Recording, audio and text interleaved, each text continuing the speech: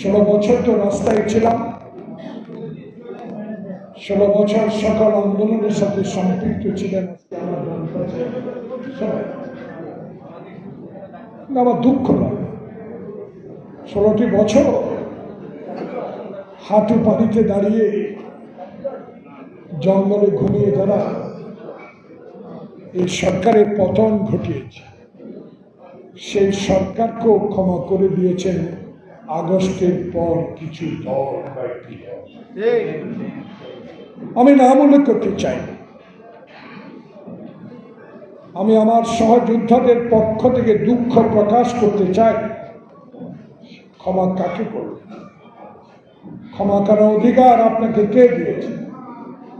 আবার বলেন নতুন করে চাঁদাবাজদেরকে ক্ষমতা আনা যাবে না।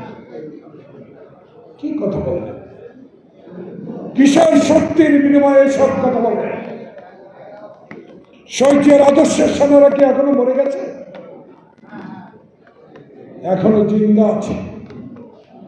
দয়া করে মুখ বন্ধ করেন, অনেক কথা আছে। মিত্র ছিলেন, শত্রু হয়েন না। দয়া করে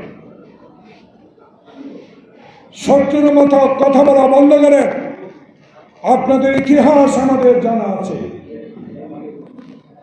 অনুগ্রহ করে এই মুহূর্তে যখন আমার নেতা তারেক রহমান বলেছে 16 বছর ধৈর্য ধরেছে, ধৈর্য ধরো, তাই আমরাও ধৈর্য ধরে অপেক্ষা করে আছি। কারণ এই সরকারের প্রতি আমাদের বিশ্বাস আছে। এই সরকারকে আমরা সমর্থন করেছি, বিশ্বাস করেছি। এই জন্য 91-র মতো একটি সুষ্ঠু নির্বাচনের মাধ্যমে যেসব দলগুলো আমরা 16 বছর সকল অত্যাচার সহ্য করে আন্দোলন করেছি, সে আন্দোলনের সূত্রপাত করেছি,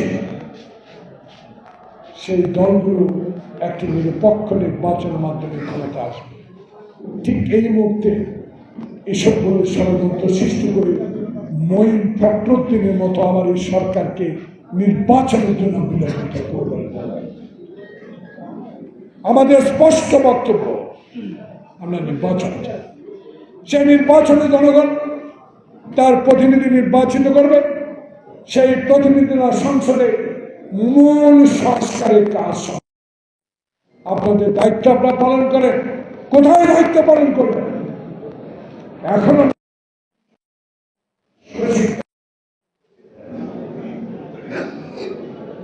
যেই সচিব ভুয়া মুক্তিযোদ্ধা নিয়ে আওয়ামী লীগকে পরিচালিত করেছে, কি করেছেন এটা তো আমাদের কাছে জবাব দিতে হবে। সিন্ডিকেটের কজনকে আইনের আওতায় এনেছেন?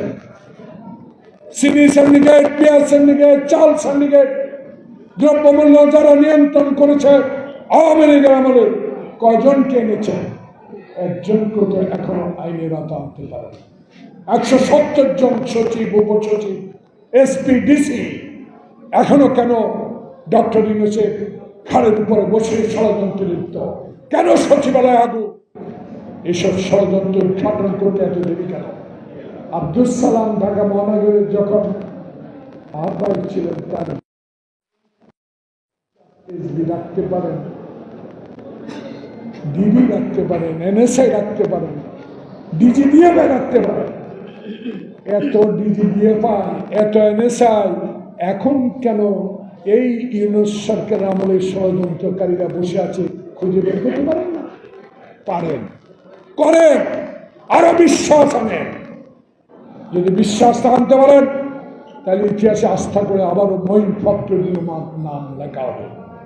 আমরা চাই না মঈন ফখরুদ্দিনের মতো আবার বিলম্বিত করে দেশে আবার আরেকটি ফর্মুলা, আরেকটি নতুন দল সৃষ্টি করে বাংলাদেশে ক্যাশ কমপ্লিট সৃষ্টি করবেন।